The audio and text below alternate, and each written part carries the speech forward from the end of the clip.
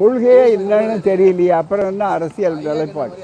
அவர் என்ன கொள்கைன்னு தெரிஞ்சிடலாம்ல, அரசியல் நிலைப்பாடு சொல்லலாம். இதுவரையில் அவர் கொள்கை என்னன்னு சொல்லியிருக்காருங்களா? ஒரு கொள்கையும் இல்லாத ஒரு கட்சி, அவ்வளோதானே தவிர விமர்சனம் என்ன முதலமைச்சரே அப்படின்னு கூப்பிடுறது இருக்க, அது கொள்கையாக இருக்க முடியாது.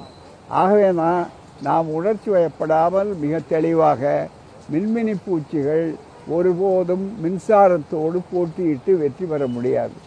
ஒப்பனைகள் எப்போதும் 24 மணி நேரமும் ஒப்பனை போட்டுக்கொள்ளுவர்களால் கூட சகித்து கொள்ள முடியாது. எனவே தான் அவர்களே ஒரு குறிப்பிட்ட கால நேரையில் ஒப்பனையை போட்டிருப்பார்கள்.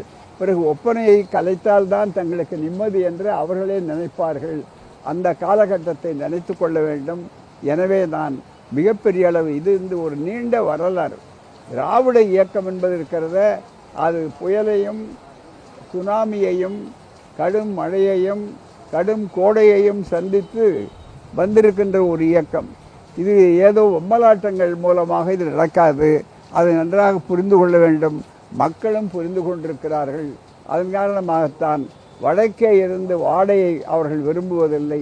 தெற்கே இருக்கிற தென்றல் தான் தமக்கு மிக முக்கியம் என்று அவர்கள் கருதுகிறார்.